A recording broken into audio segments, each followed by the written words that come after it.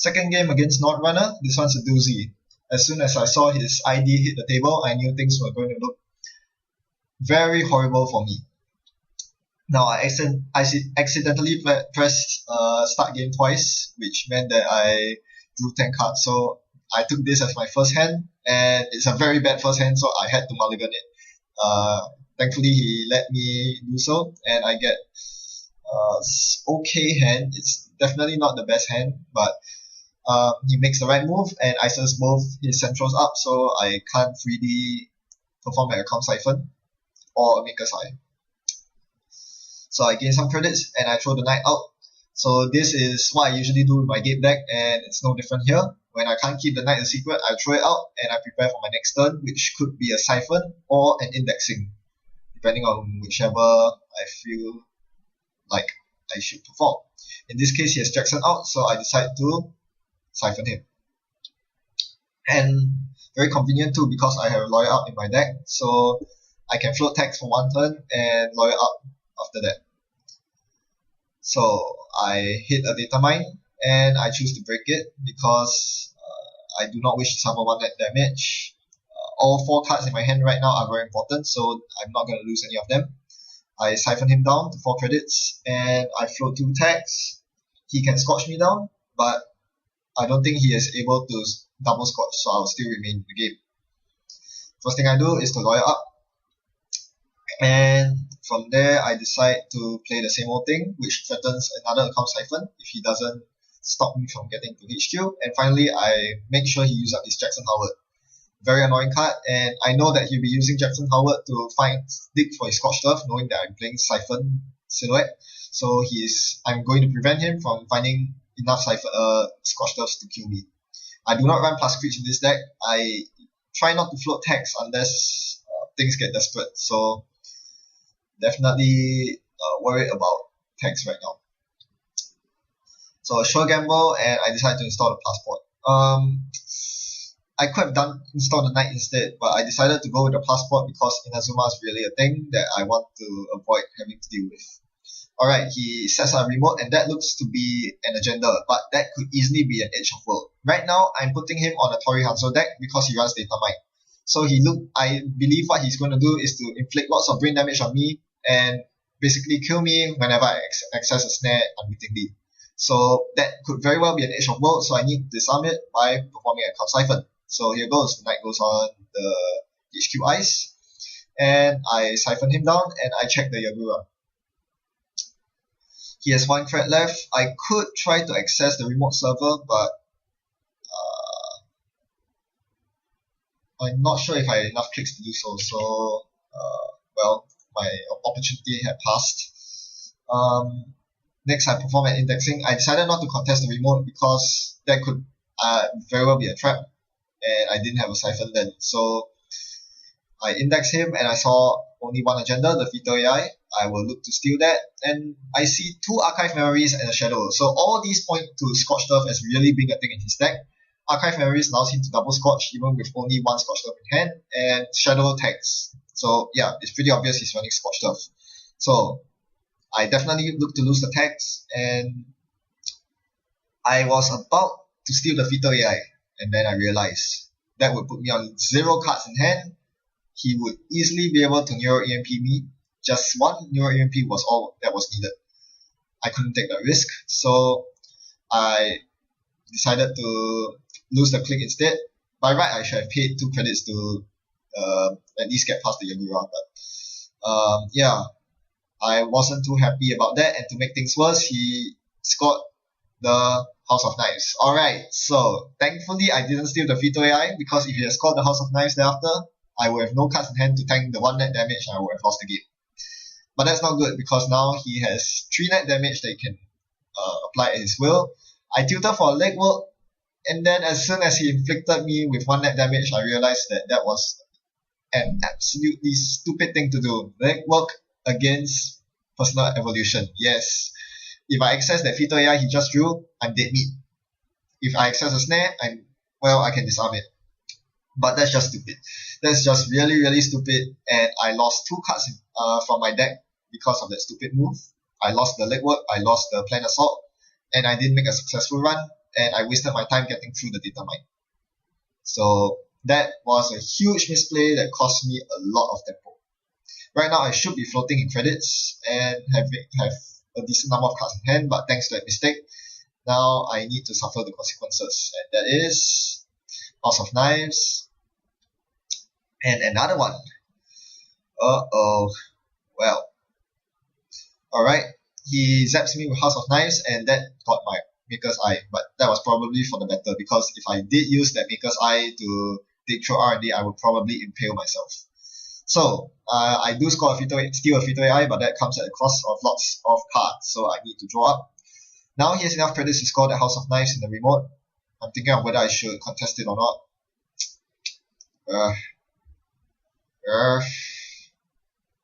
Nope, I won't contest it. Instead, I will siphon him so that he cannot score it next turn. That's always the safest option. But because I'm now low on credits thanks to my earlier misplay, the only thing I can do now is to get zapped for the Yagura, and to break one subroutine of the Yagura and get zapped by the data mine. Breaking the data mine for 2 is getting pretty expensive, and it starts becoming apparent that he's not running a brain damage deck anyway, so I will eventually have to take the net damage. So I just took it to the face, and now I'm left with 1 card. I exposed the inner eyes. I think that was a data mine, so I need to be mentally prepared for that. Now, I draw up, and right now, alright, the good thing is that he cannot score the House of Knives that's in the remote server right now. He's on 2 credits. So that's a good thing for me. I peek at his HQ, and I score another Fito AI, but that comes at the cost of yet another 3 cards from my hand. I'm bleeding cards like no tomorrow, because I'm scoring the agendas that I don't want to score, the Fito AIs. I have a look, and that's a Hokusai grid on top of the House of Knives. So good luck getting into the server, man. I'm going to take at least 2 net damage from Hokusai and Data Mine, and 1 more from scoring House of Knives if I do steal it. So that's 3 net damage I need to be prepared for, at least for just 1 agenda point. But that's the quandary. If I do not steal the House of Knives, he will score it, and he will be able to inflict another 3 more net damage on me. So I had to go for it, and I saw the Yagura. I can't break it with Passport, so I lose 1 net, take 1 net damage, and I realized that there's no getting through this server. I forced him to rest the data mine, so I take 1 more net damage because my hand was full of Kitty Jones and Armitage, which I didn't mind losing. So at least I forced the data mine out, but he scores the House of Knives. That's another 3 potential net damage he can inflict on me. This is looking grim. I'm down to 9 cards in deck and 5 cards in hand. That's 14 life points to deal with him. And all I have is a Passport on the table, on my side of the table. This is terrible. Alright. First thing I do, inside job, his HQ. I know that I don't really need the inside jobs for his remote, so I use it right now. Hopefully you score an agenda, but more importantly to review the outer eyes, it's an ice wall. Very well. I don't want to impale to a Nero Katana or Kumainu right now. No more taking unnecessary net damage. So, how do I want to deal with this ice wall? I have another breach in deck, but I know that I have a breach and a Femme Fatale in my archive. So what I'm looking to do is to make a retrieval run and retrieve the Femme Fatale. I need the Femme Fatale to guarantee that I will not impale into any net damage ice. That is my main priority right now. Komainu is definitely one of my biggest worries, and it prevents me from safely accessing any agendas, because I will take 1 net damage whenever I steal an agenda. So he installs another card into the remote. I decide to retrieval run my Femme Fatale. Yep, I think you've seen this before in my silhouette deck. Retrieval run is very powerful in conjunction with Femme Fatale, and it's the best way to get Femme Fatale out for a criminal. I fem his ice wall because I want to get in to perform my count siphon. So I'm about to siphon him dry, but he can rest the Hokusai grid and ice wall, and he does deal 1 net damage to me with the House of Knives. So I'm down to 8 life points, 1 card in hand, 7 cards in R&D. This is very important to keep track of. I need 3 more agenda points, but I have less and less room to play with. Every card I lose from my hand is a card that could be used to score an agenda, because every time I score an agenda I need to pay 1 card from my hand. Alright, the good news is he's completely exhausted on House of Knives tokens.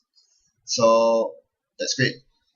I no longer have to worry about refilling my hand before making runs, in the event I hit a snare or the third fetal AI for that matter. He gains credits as expected. Right now I'm just floating tags like nobody's business.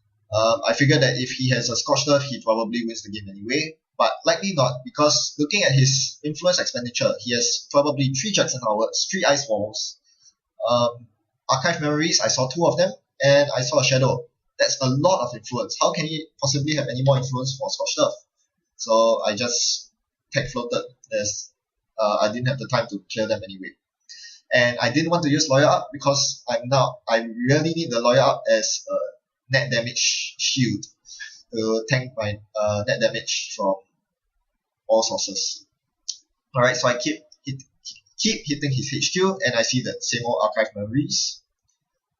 And I see the snare. Alright, now I know not to run that, and I know that that server is completely safe, at least until he replaces the snare with something else. Meanwhile, I'll keep his R&D locked down, firm.